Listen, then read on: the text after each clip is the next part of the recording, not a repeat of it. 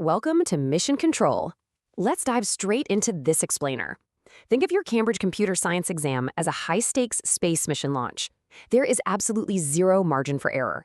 Every single calculation, every single line of code, and every single logical deduction must be perfect for a successful liftoff.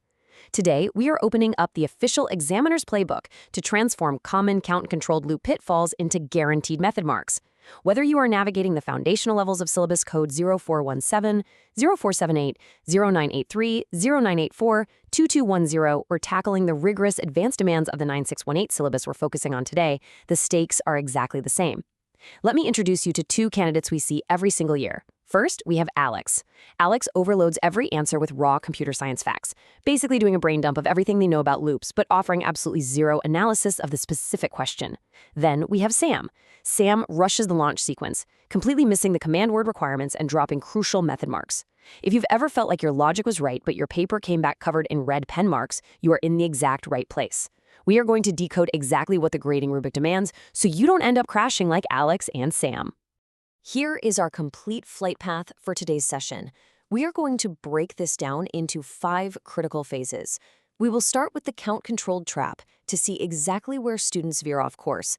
Then we'll move through the core theoretical principles and introduce you to our systematic procedural frameworks. After that, we'll hit the interactive evaluation of algorithm quality, and finally, we will reveal the actual, literal warnings straight from the principal examiner reports. We are leaving nothing to chance today. So let's initiate phase 1, the count-controlled trap. Why do so many capable students lose massive marks here? Imagine looking at a dynamic split screen of Alex and Sam's exam papers. The clock is ticking down, the tension is building. Alex has written a massive paragraph explaining what a loop is, but completely failed to apply it to the scenario. Sam just scribbled down a quick loop and moved on, ignoring the constraints. Both of their answers are bleeding red pen marks because they fundamentally misunderstood what the examiner is truly assessing. They got caught in the trap of treating a complex problem like a simple trivia question. This is the exact question senior examiners are asking year after year. Why do students find the distinction between similar concepts so incredibly hard? It's a navigational error. Many candidates drop easy foundational points because they blur the lines between closely related concepts. For example, they look at a problem and fail to recognize when a count-controlled loop, like a standard for I equals 1 to 10, is specifically required over a condition-controlled loop, like a while password is not equal to correct loop. Identifying the precise reason why we use a specific structure for a specific dataset, rather than just memorizing the syntax, is literally half the battle. If you don't know why you are using a tool, you're going to use it wrong.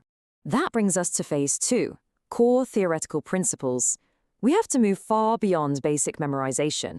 To answer the examiner's question, we need to look at the underlying theory, because rote memorization is like trying to fly a spacecraft with a manual from the 1950s.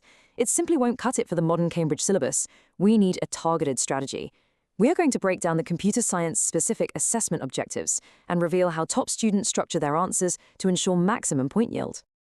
To avoid the trap that caught Alex and Sam, you need to develop what the syllabus calls conceptual understanding. Think of this as a connected mastery of fundamental principles that is easily transferable to completely unfamiliar exam contexts.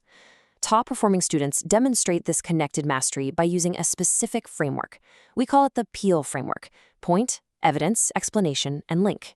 They don't just state a fact. They make a point, provide evidence from the code, explain the mechanics, and link it right back to the original exam prompt.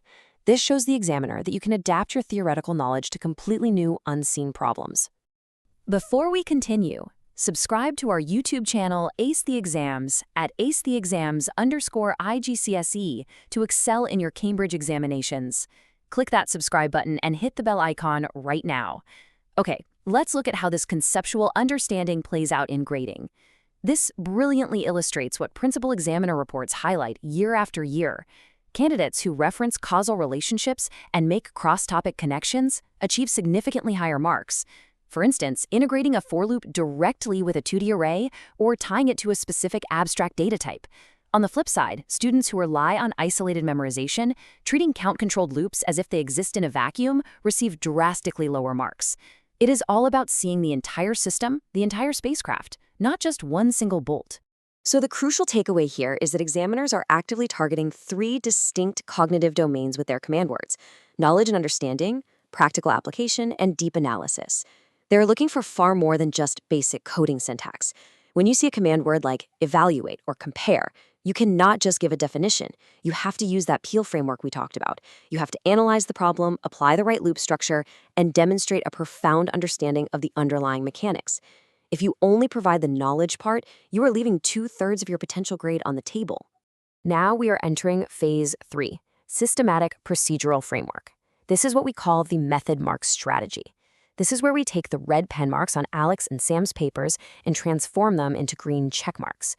We are going to walk through a live rewrite of an exam answer, and I'm going to explain exactly why each structural change practically forces the examiner to award you marks. This is where you stop guessing and start engineering your success. Let's look at this 5-step framework. It builds a standardized sequence that absolutely guarantees method marks, starting from deconstruction all the way to presentation. Step 1, deconstruct the question. Find those command words. Step 2, extract relevant data from the scenario. Step 3, select your analytical framework, like deciding between a for loop or a while loop. Step 4, execute your logic with crystal clear notation. Step 5, verify your output and present it using correct terminology. Imagine you have 60 seconds on the clock to rewrite a flawed answer. By religiously following these 5 steps, you ensure that even if your final mathematical calculation is slightly off, you still capture the vast majority of the method marks because your underlying engineering process was flawless. Think of these algorithmic thinking requirements as your computer science success blueprint. During practical application, your thought process must explicitly include these 4 specific components to successfully design and implement solutions.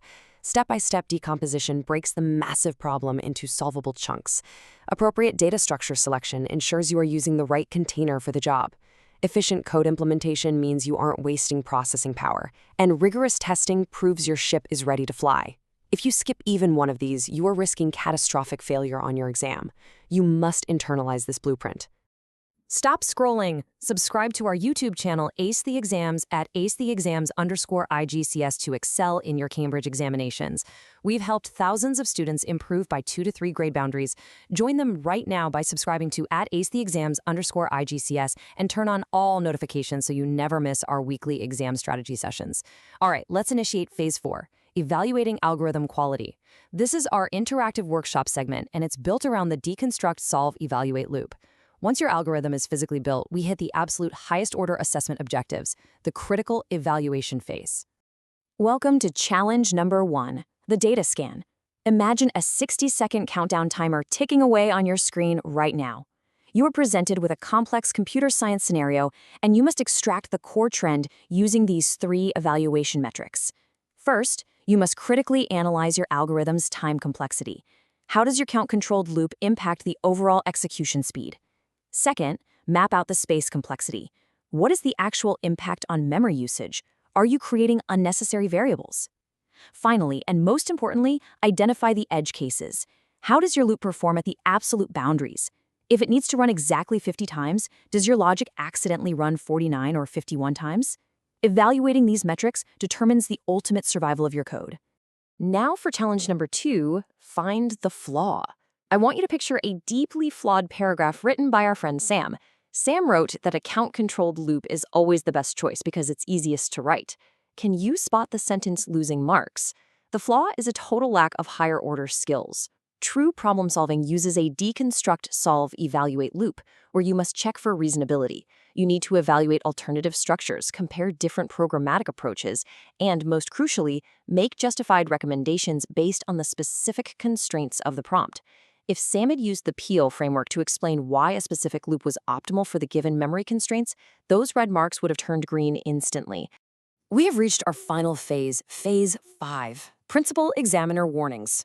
This is the most critical part of this entire explainer because these are literal warnings pulled directly from the people who hold your final grade in their hands. We are also going to introduce our final interactive task, challenge 3, speed writing.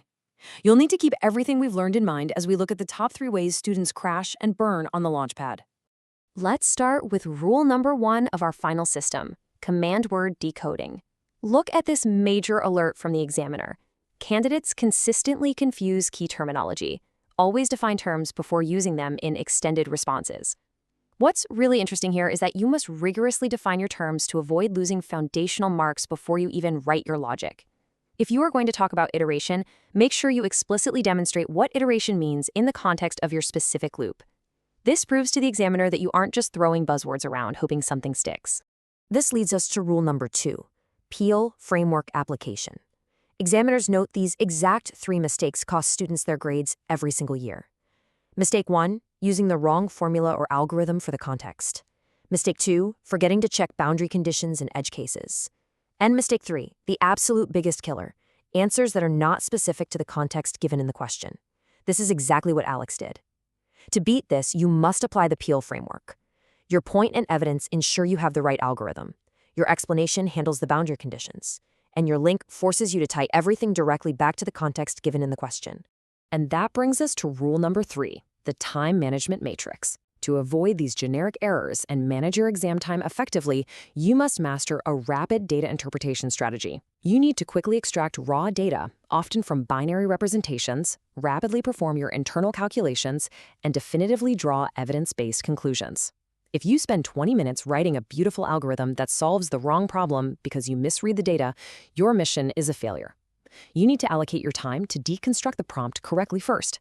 Everything must be tied back to the evidence. So how do you hold all this in your head under exam conditions? Here is a massive memory hack. Use a visual story method to successfully encode these concepts. Link your algorithmic steps into a cohesive, memorable narrative, exactly like the space mission analogy we've been using today.